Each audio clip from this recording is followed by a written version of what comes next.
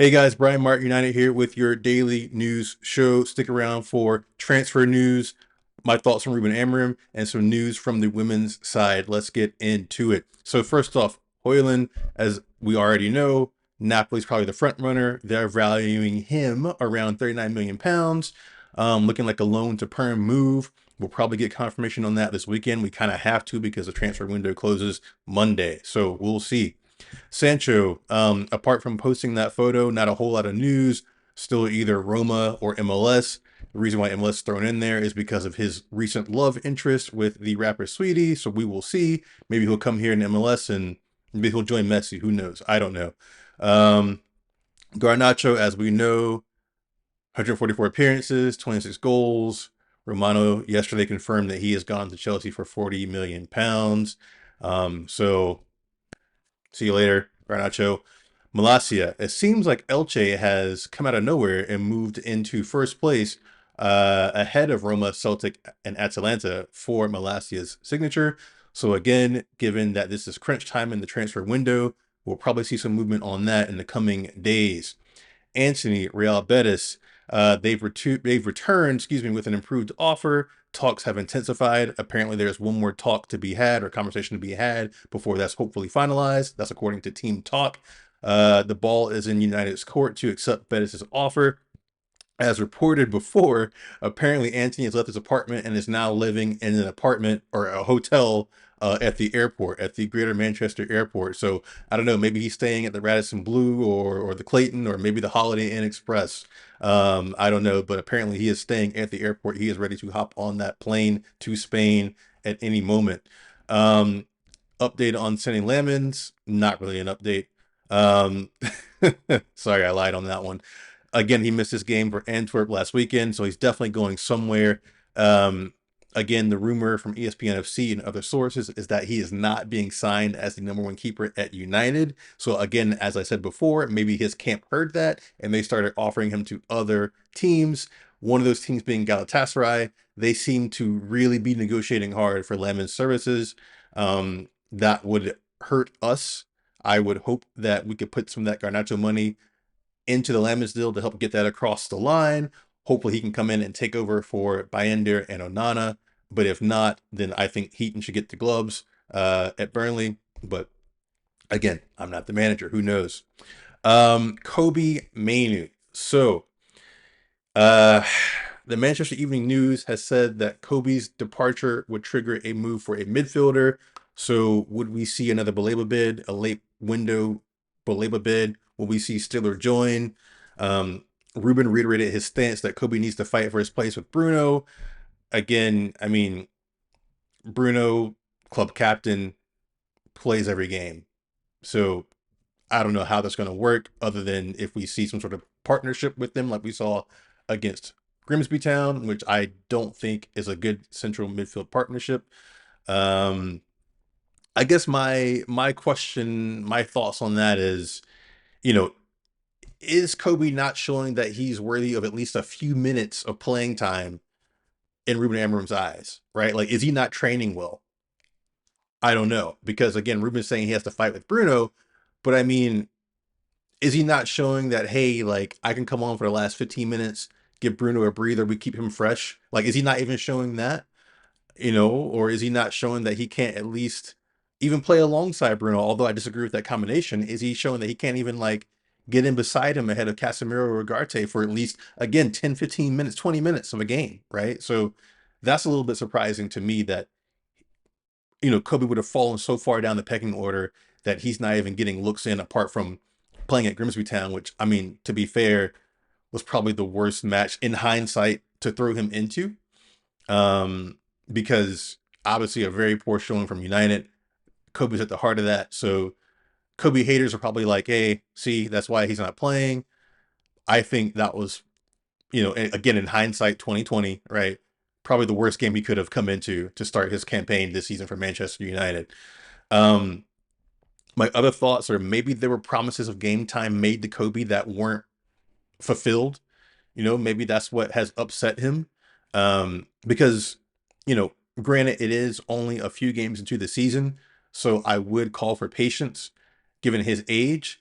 But at the same time, I mean, and again, that's me speaking from the outside looking in, right? And not as Kobe Mainoo. If I'm Kobe Mainoo, if I hadn't received any indication that I'm playing this weekend, then yeah, I probably would be looking to leave.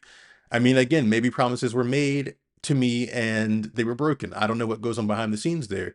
Um, and so yeah, if I was him, I'd be looking to leave, especially with the World Cup coming up, right? Like you were a pivotal part of England's squad before, so like you're now you might get left out now, and of course any you know player worth his salt or her salt wants to represent their national team, right? So that's what I would say about that. And kicking the question back to you guys, like, would you stick with that? Let's say your employer, let's say you really love your job, right? You love your job. You worked hard to get where you are in your job. And your employer says, you know, like, and let's say you really like, I don't know, presenting, right? You really like presenting the reports and updates to the executive management, right?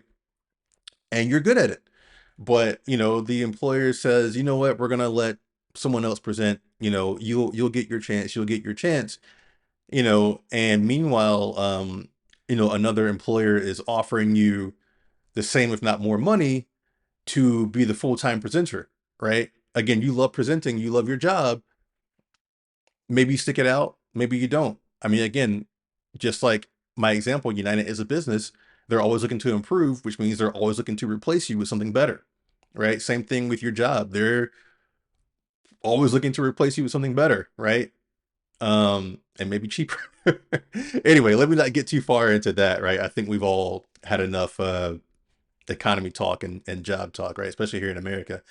Um, So anyway, my thoughts on Ruben Amram and the Grimsby game.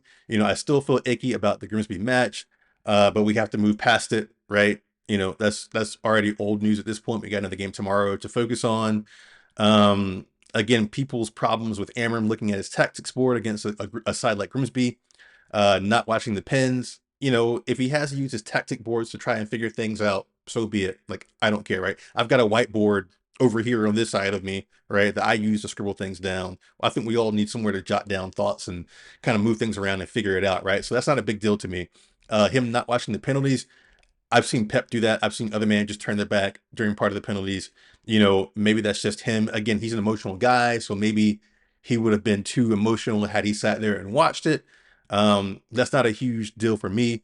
Again, where my problem is with Amram is him not changing the formations and trying things different, in my opinion. Um, I think that's where he falls short. I think that is what has costed us in these last few games. And that's why, again, I will stick by it. I am Ruben Amram out. I will stick by that. I said it before. I'm not going to flip flop. You know, I would love for him to prove me wrong and for me to eat my words and for us to go on an amazing run and win all the silverware there is to win out there. I would love that because at the end of the day, I am a Manchester United supporter. So let's not get that twisted or misconstrued. I am a Manchester United supporter. I just don't feel like Ruben is the guy to lead us there. Maybe he's the guy before the guy, as others have said. But or woman, who knows? Whoever could take over, and lead Manchester United to glory. I went behind them, but again, with what Ruben has done so far, I have made my decision to be Ruben Amram out, but I'm still fully behind Manchester United. Um, the other things that I didn't love that Ruben has said in his pressers is that, like, sometimes I hate my players, sometimes I want to quit, um, sometimes I don't want to be with him, meaning the players, right? I don't think that those are great things to say. Again, I know that he's an emotional guy. He said that. He said he wears his heart on his sleeve. But I don't feel like those are the best things to say publicly to the press because they're going to first eat you alive for it. And second, if I'm a player hearing that, I need to make sure that I am seeing and feeling as much positivity as I can from this guy because if he's emotional like that, I might upset him one day and suddenly I'm dropped from the squad. I don't know, you know. But I just don't feel like those are the best comments to make publicly. I feel like you can wear your heart on your sleeve in other ways and still be true to yourself, but still hold back from saying everything that's on your mind. Um, So yeah, that's my thoughts on that. But again, as I said, I'll reiterate, I am Ruben Amorim out. I am fully behind Manchester United. So if they are continuing to stick with Amorim, so be it. Fine, fair. I hope he leads us to victory. I do think that the buck does not stop with Amorim, though. I do think that we still have some players who let the manager down at times. Um, I think it's a bit of a mentality issue. And I'm going to take an interesting spin on this, right? Like sometimes people say that, the manager has to get the players up for the matches. It's up to the manager to make the players have the right mentality. But I wonder too if there's like something in the contracts with the players at United that just makes them kind of a bit too comfortable. You know, again, I've not laid eyes on anyone's contract at Manchester United, so I have no clue. But I wonder if that's something worth trying to look into and investigate. If maybe there's just something in their contracts that just makes them feel like somewhat untouchable, a bit too comfortable, a bit too arrogant, because we keep seeing players come through and get here and like just fall off in one way or another. And we've had it under different managers. So I'm thinking maybe, a good part of the problems are further up the chain and the United hierarchy. And that, again, these contracts that the players are being presented with and signing, or maybe there's side conversations that the hierarchy has with the players. So the players kind of feel like they are on par or even above the manager. I don't know, but there's some there's something rotten still, obviously, in the hierarchy of the club. Something besides the name Glazers. So I'm not sure what's going on there. But again, I am Emery out.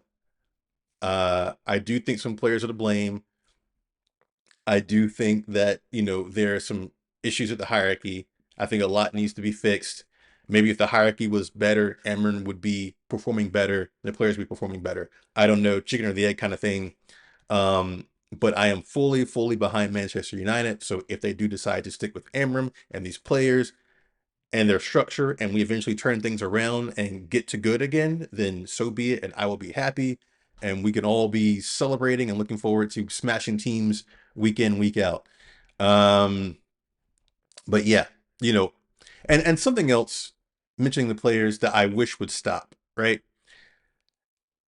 The players every time come out with this, picture of them applauding the fans and this and that, and or being like this to the fans, saying they're sorry, and like, oh, we need to do better, and this and that. Like, you know, and then a day or two later, they come back with pictures of them smiling and training and having a kickabout and whatnot. And, you know, I feel like they need to stop with all that. Stop apologizing, show us your apology on the pitch by winning, right?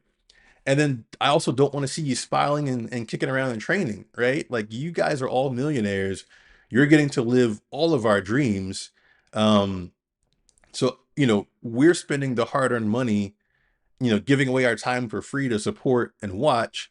Um, and, you guys are, again, living the dream, making millions of dollars, and you put in a poor performance, a string of poor performances, and then, we see you smiling and whatnot on the training pitch. Like, sure, enjoy your football, enjoy what you do, but that maybe that's not the right message to send to fans, especially right now, right? Like when we get back to winning ways, then yeah, post all the smiley pictures that you want to. And if we do have a slip up, sure, say sorry, you can post that. But we gotta be winning consistently. Because right now, I don't want to see the sorries. I don't want to see you smiling on the training pitch. I want to see wins and wins and wins. I want to see trophies coming through the door. Um, and yeah, yes, I know that's a big ask. I know that's way easier said than done, but I just think that, the players they have to stop posting that. And again, it's probably not them, it's their social media teams, but maybe they should go to their teams, or maybe United should go to their social media teams and be like, hey, look, let's not post all this smiley stuff and all this apology stuff. Let's just get to work, get our heads down on the training pitch. With that said, switching gears briefly to some positive news, the Manchester United women's team, they face Hammarby in Sweden tomorrow as we look to get into the Champions League league phase. So right now, we on the women's side are in a bit of a playoff to get into the actual Champions League phase. I believe that is decided tomorrow if we beat Hammarby, or it might be a two-leg tie. I'm not sure. I need to look into that. But the match is tomorrow. So, we'll obviously be supporting the women's side there. Um, if it's streamed somewhere, I might try and stream it if I'm able to. I'm definitely going to try and stream some of the women's matches this season for sure, and do some match watches with that with you guys. Because again, like some people they just support the men's side of the club, and like that's not me. Like if I support a club, Manchester United, obviously support the club, right? No difference to me between the men and women. So I'm going to try and cover their stuff as well, um, as much as I can. Um, and yeah, we'll just support Manchester United through thick and thin, and hopefully see them all sides to victories. A couple reminders. So, oh, sorry, one more thing about the women's team. So, the women's team absolutely smashed PSV, and Turlin whipped up a hat trick in the process. I know I put out a tweet, and I I wasn't kidding when I said, "Can Turlin play 2 matches in a day?" I think the PSV match that the women played was Wednesday prior to the Grimsby Town match, and so after I saw Turlin's performance in that, I was like, "Hey, can we get you on a plane and get you over to Grimsby Town?" To Blundell Park to suit up for the men's side because we need to score some goals. And granted, yes, we did eventually score some goals, but not enough. And obviously, we went out on penalty kicks. So yeah, shout out to Turlin on that hat trick. But as I was saying, reminders. Sunday, again, we are back in action against Yo-Yo Club Burnley. Please check out my match preview for that. I will link that below. Please check that out. Tell me what you think. It's a quick, like 5-minute video, so it won't take up too much of your time. But get in there, get in the comments. Let me know what you think about that video, what you think about the match ahead. Get into these comments. Let me know what you think about team news, transfer news. Um, like, share, and subscribe. But on that Burnley match, I will give this away for free. Um, this is a big game. It shouldn't be a big game, but it is a big game. And I feel like I will be saying that about every match until we produce a good result and win. Because right now, even if the club is backing Amarim, enough bad results, and even they're going to scratch their head and think maybe he's not the guy, right? So Burnley, big game. They are ahead of us in ranking in the Premier League, and they are defensive monsters. But see what I say in my match preview on that. Transfer window closes Monday, so Big Five leagues window shuts. Let's see what happens with our outstanding incomings or outstanding outgoings and possible incomings. Please watch my live stream for the match tomorrow. Again, I will be on about 15 minutes before the match starts. I don't like to do these big long 2-hour build-ups where I just blah blah blah at you the whole time. 15 minutes before, jump in, get in the comments. I post a poll in there. Please interact. We'll have some fun watching the game. Hopefully, we'll be watching a Manchester United victory tomorrow. Final reminder, like, share, subscribe. I will see you on the next video. Peace.